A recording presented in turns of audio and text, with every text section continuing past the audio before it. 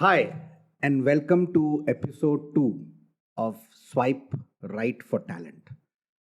As usual, I'm your host, Gautam Sinha, and this episode and all our episodes is going to talk about recruiters and recruitment. I'm again very happy to have my very close friend. And as I said, Pramod last time, I can use the word very many times on the podcast. We will dispense Pramod this time with our introductions because we've already done that in episode 1. We don't want to bore the viewers with another long introduction of ourselves. And guys, if you haven't checked out episode 1, please go ahead and do that. So, Pramod, this time I thought, last time we spoke a lot about empire building and movies and how recruiters have played, very pivotal roles and how they should feel good about themselves and so on. We will stick to recruiters and recruitment because that's the whole idea of Swipe Right for Talent. But this time I thought we will address the virtual elephant in the room, right? Which is AI, right? I mean, AI is something which I think all of us have been hearing, till our ears are almost popping out. Till we turn deaf. Till we turn deaf, right? So I thought this time, and we have been talking a lot about AI, Pramod, even as we build CBREX, and you've been involved in that, right? The way we have been evolving as a company and so on and so forth. So I thought we'll keep this episode focused on AI and how AI is impacting recruiters and recruitment. I mean, we can take small deviations, which we always take to to make the episode interesting. But at a high level, we'll stick to AI. And AI. But before we come to AI and recruitment, Pramod, let me start by asking you a question about AI in your profession. Now, you are in the creative field, designing field, right? A lot of talk on how AI will make designers redundant, right? I'm sure you must be, how AI will make copywriters redundant. Exactly your field, right? So, we'll start with there, and maybe then we'll move to a bit on recruitment, just to get the ball rolling. So, what's been your take on AI and how it's impacting your field, and especially copywriting? Yeah, Gautam, thanks for the question. It's a question that requires a lot of thought, actually, because I remember something I read long back, I forget the author. It was, anyway, probably I'll remember the author's name in the course of the conversation. This was in the 60s that I read this book. Wow. And he said, science, something like this: science by itself is not good or bad. Hmm. It's about how we apply the science, Correct. how we take what we require from science Hmm. that makes it good or bad. Hmm. So I think, like all big strides in science, even AI belongs to the same category. Hmm. So having said that, AI is causing so many ripples in every profession, including mine, that it is not easy for a leader to ignore it. It's not easy for a leader to not wonder what exactly is it doing to my company and to my landscape.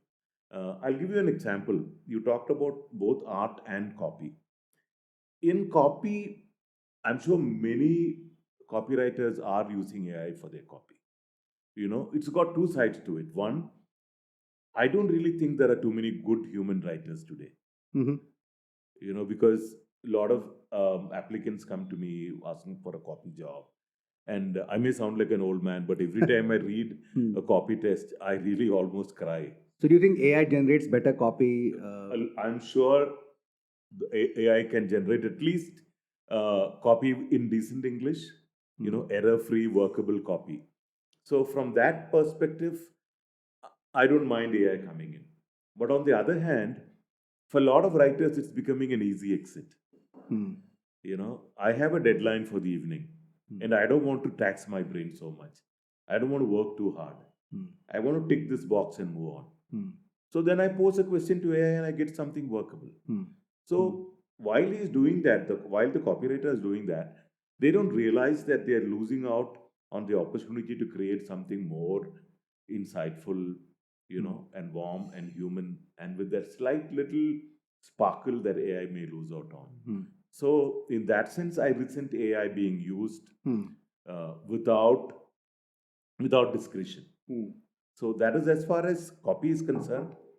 Because with AI, you may lose out on the human insight and the intuition and that level of skill that draws from the writer's reading and his exposure, and the lessons that he learned from life. That kind of gets sidelined. That I really resent, but as a tool, I think it is really helpful for copy. You can specify whatever you want and it will come out with an answer. Coming to visual, it's almost coming to art or design, it's almost again the same thing. Earlier, when we give a brief to the art director or designer, they used to think about the concept first. Now they can use AI and They just look for, like suppose I'm working on an ice cream campaign. We are doing a campaign for a low end ice cream, which costs about $10 in the market. And the target audience is somebody who goes to a roadside shop and tries to decide which ice cream to buy. Earlier, we would think about, put ourselves in the person's shoes, think about the environment, think about the competitive ice cream brands, and then look at the right solution, bringing in our own experience into play. Yeah. But now they don't do all that. They just type ice cream ad for lower end market. Yeah. At one level, or if they want a visual, if they want to show a young boy enjoying an ice cream, they don't even think about what kind of young boy they would like to. But some people would say that that's actually productivity increase, right? A productivity from an output level, yes. Yeah. But productivity is also qualitative. Correct. Yeah, that's where I think you got to. I don't think it's like a substitute, probably from the way you're describing it. Yeah, at least it appears to me, and I'm not part of your profession. But Yes. appears to me it's like a compliment. Yes, definitely. Right. It can help me get started faster. It can help you get started faster. It can help you get finished faster. Yeah. If you want a particular thing, So, if you look at it, if I can do a piece of work in 10 hours, otherwise, I should be able to do it in 3 hours. Yes. Right. So, that's like a 70%. I'm just giving a random number. Yeah. Right. And that's so from that perspective, would you say that it's your friend and not your enemy? I would definitely say it's a friend. Yeah. So I think that's the main, one of the things I wanted to start with, even this podcast and maybe the others that follow this, that AI is not really an enemy, right? I think there is a lot of talk, even otherwise, of AI taking jobs and so on and so forth. But I think the key here, at least, is that AI is a friend. And you know what? I was, and we were having this discussion just before we started recording, right? Like, to me personally, AI and what I was telling you is like evolutionary. Right now, so remember I was discussing this thing with you. Like, if you look at human evolution over like the last 200,000, 500,000 years, right? Fire was an evolutionary moment, right? Because that changed the course of history. Yeah, the course of history completely, right? Fire allowed us to, as I said, soften meat, and therefore the number of teeth reduced, and the brain became bigger, and so on and so forth, right? I think for the first time, we have an invention, if AI can be called that, which is evolutionary, because it grows, it becomes better with usage, like an organic material, right? Yeah. Remember the examples you were talking about, that the difference between organic and inorganic. Inorganic are the machines, right, which actually wear and tear with more usage. They don't become better, right? But for the first time, we have something which, as you use AI, right, it evolves. Yeah, it evolves. Right. So it becomes better and better at its job. At its job, right? So imagine, right, very difficult to visualize, like, say 50 years from now, or maybe 200 years from now. I think it will impact the evolution of mankind, right? The evolution trajectory itself will change. So I think AI is at that level. It's absolutely. I can see that everywhere. It's really evolutionary from that perspective. And Matrix is probably not far off, right? The movie could probably visualize this, of course, we don't want to reach that vegetative quote unquote stage, but at least it's giving us some peek, right, into what can happen, right? So that's on that front. But let's come back to recruiters and recruitment, right? And I know we have been collaborating a lot on how to communicate to recruiters, right? That AI is your friend. right? Use AI, embrace AI, right? It'll make your job better, right? So some of the thoughts on that. I know we've been working on some stuff around that, but how is that? How has that been going? Like, how do you think about that? I think, unfortunately, we'll have to deal with a lot of resentment in the beginning. Mm-hmm. I think one of the biggest tendencies of Hmm. of humans Hmm. is to get into denial. Hmm. Especially when they see something what is perceived as negative in the horizon. Hmm. So most people who think they're going to be impacted by AI or their life is going to be changed, professions are going to be changed by AI, is going to retract to a shell and say that no, it's not going to happen to me. Hmm. If somebody is going to make it happen, I'm going to push it out of the way. Hmm. So there is going to be a lot of pushback and fear, and apprehension, because anything new, especially in science which affects the profession, has met with, if you remember how when the first computers came in my profession, I think it was in the early 90s that the first computer was introduced to the office, and it was even not used for too many things. It was used to run some rudimentary form of tally. It was used for typing, but even then the pushback started. The fear. The fear started. Is it going to take away my The job? first reaction is always fear. Yeah, the first reaction is always fear. Yeah. And the first mode of adjustment is denial. This will never happen. This will never happen. I won't let it happen also. So I think it's not going to be easy to make people accept that AI is a friend. They will look for some kind of an evidence. Yeah. So the first thing was AI is enemy number one. Yeah, 100%. It's here to take my job. I'm sure you would also have encountered it, when you were talking about it to somebody in your circle or a client or someone. Yeah, I think you're right. I mean, the initial reaction is always, resentment and denial, and we're seeing some parts of it. I'm not at a big scale right now from the recruiting community, but see, we have been. Look, we are recruiters ourselves, right? So our whole attempt right now is to make a recruiter's job easier with AI, right? I mean, if you look at one of the missions of CBREX is that we call ourselves powering recruiters with AI from a byline perspective, but the idea basically here is that how can we build AI tools which make a recruiter's job easier, right? So that's our stated mission, right? Is there on all our collaterals, and you and I have been also reworking our website and so on and so forth. But the idea is that if you look at the recruitment profession, right, there is a lot of work which can be done by AI. Correct. Right. Therefore, actually, it will enrich the profession. Right. Right. I mean, that's the way I look at it. Right. I mean, and having done this for a fairly long time, right, and there are so many tools that a recruiter can use, right, right from the way a recruiter sources talent, right, like that's where everything starts, right? How do I get to the initial sourcing of talent, right?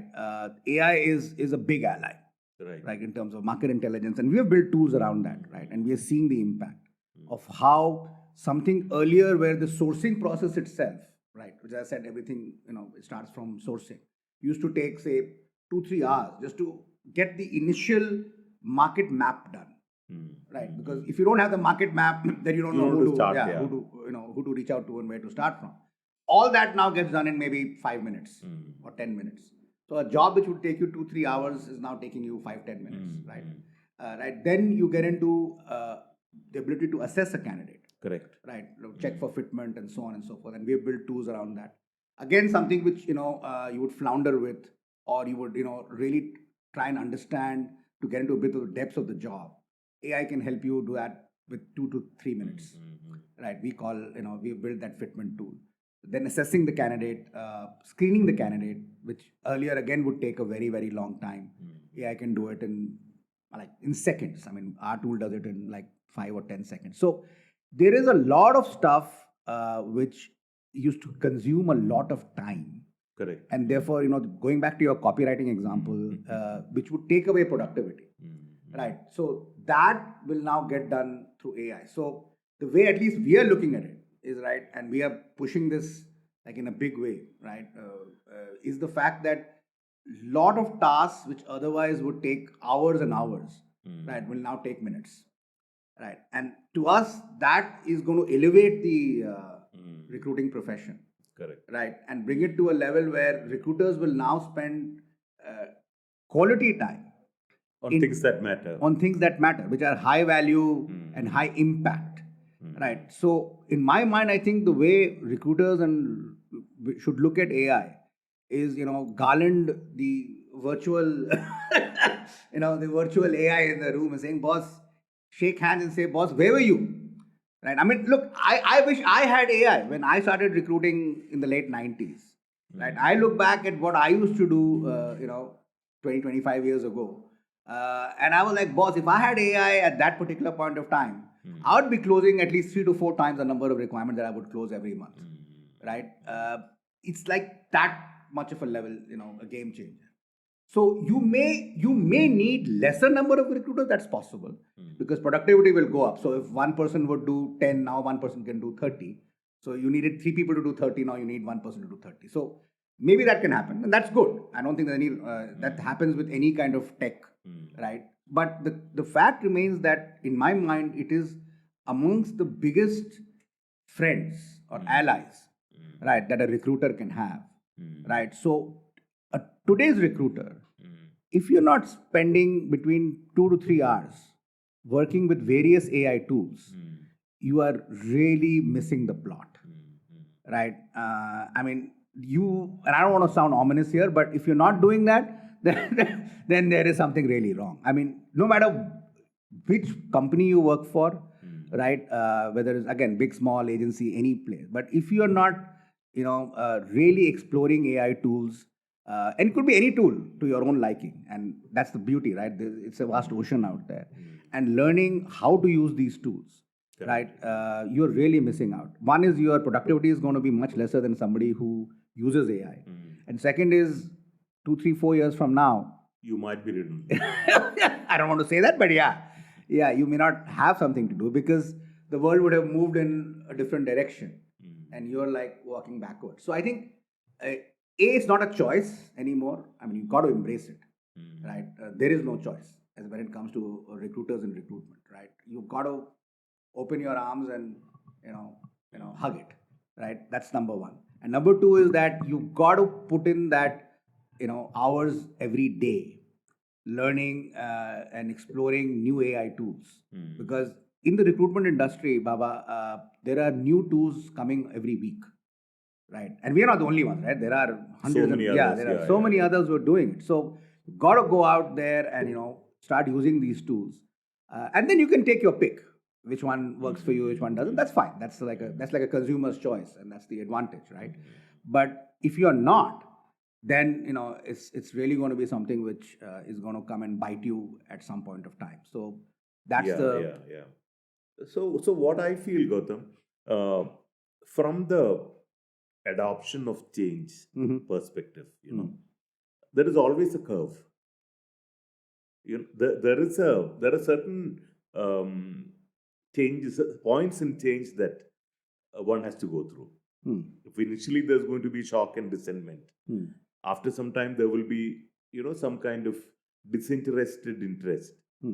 I mean, I don't really care about this, but since everybody is looking at it, I may as well take a look. After that, there could be a stronger interest.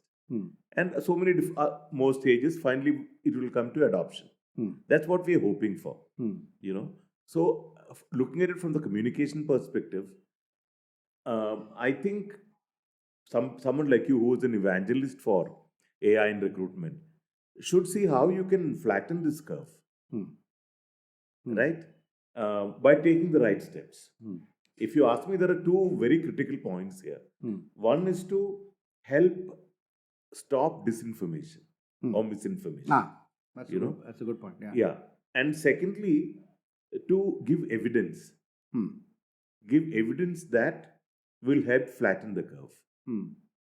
The more you give evidence that is really tangible for that person sitting out there who currently hates AI. the easier it's going to be for him to adopt it. That's a good point. Yeah. Evidence, I think, is evidence is very important. So I think that's so you're saying stop disinformation. So therefore, curb this thing that AI is your enemy and is going to take away your job, the worst thing which ever happened, Right, and therefore deny it. Right. Yeah. Be scared of it and deny it. What you said earlier, like fear and denial. Because there is a lot of disinformation. Correct. And the second is to give evidence to recruiters. Yeah. Saying, hey, why is it your friend? Yes. Right. Like I'm not going to just take it at face value. Yeah. I want you to show me.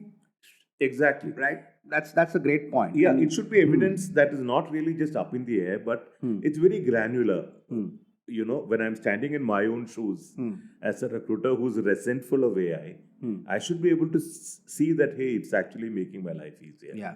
And how is it making my life easier? How is it making? I'll give you an example from advertising. Correct. There was this person called the finishing artist. Okay, the designer or the art director creates the ad in those days on a piece of paper. No computers, no design tools. So he takes a large sheet of paper and sketches out the ad there. And he takes it to a finishing artist. The finishing artist brings the ad to life. He finds a photograph, he pastes it there. He puts the text, he takes printout of copy, pastes the text there, and he sprays the background. Okay. Suppose that's a vanishing, like we call it a vignette in advertising terms. So these guys used to have these spray guns. The spray gun expert was one of the most highly celebrated people in an ad agency. He sit with this mechanical spray gun. There'll be a compressor which makes hell of a lot of noise. So when the computers came and subsequently software like Photoshop came in, these guys were facing redundancy.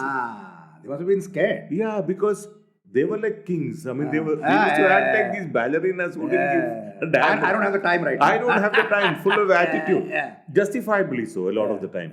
And when the compressor conks out, when there's no power in the agency, it's like a holiday. Correct.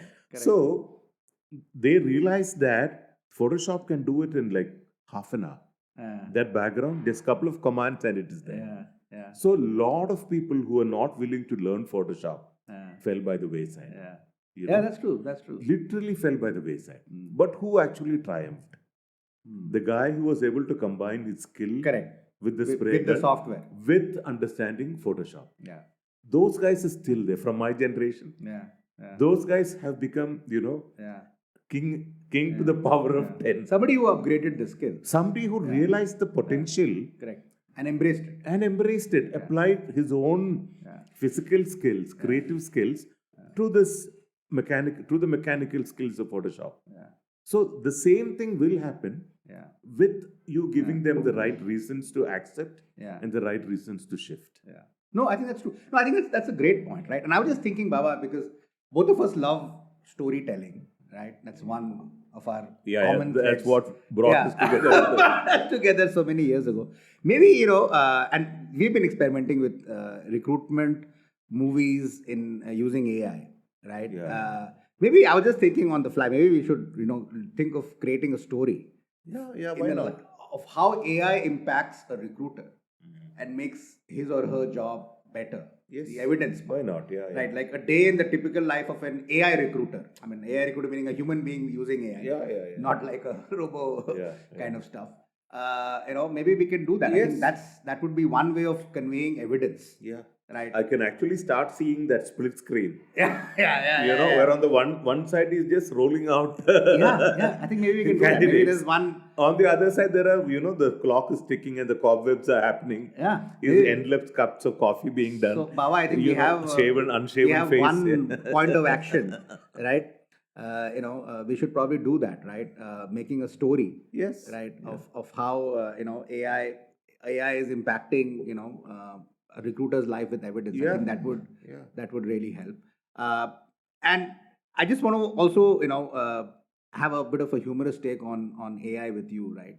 As we've used the word AI maybe 156,000 times in the last 20 minutes. Do you think there'll be a time when people will not have human friends and will have just robots or LLMs as their friend? And would there be a time when you can actually drink with have coffee or even have a beer with with a quote unquote AI. What's your? It's a slightly Yeah. Offbeat esoteric question. offbeat esoteric question. Yeah, I mean, personally, I like different drinking companions. So I'd love to walk into one of those was it Star Wars or Star Trek, a bar where people are having a No, drink. as I was saying, in Star Wars, Yeah. I was telling this friend of mine that there is, I don't know if you, I'm forgetting which one, but there are 7, 8 of them, where on a table you have a human being, Yeah. you have an animal, and you have a robot, Yeah. and they're all having a drink, Yeah. right? So they, George Lucas visualized this. Thought about it so many 30, 40 years decades ago, right? Yeah, I really love that. But I'm also sure it will happen. I'm 100% sure it will happen. It may happen in our grandchildren's lifetime, but I'm sure it will happen. Whether it is good or bad, it's a different question. Yeah, that's on whether human friends will cease to exist for human beings. They may not. I mean, numbers may come down. At least you hope not. Yeah, at least I hope not. Yeah. At least I hope not. But at some point, if AI is able to clone a human being to that an extent where it comes with all the, all the traits and nuances of a human being, maybe physical human beings may be replaced. I don't know. I hope not, though. That's a scary thought. But yeah, I don't want to end with scary thoughts. So let's move to more positive areas. No, so I think a couple of things here, right? One is of course the fact that the evidence of how AI can help recruiters is something which I think is something which we will now start working on. Because I think that's something which is actually has come out of this podcast, and I think it's a good action item for us to do.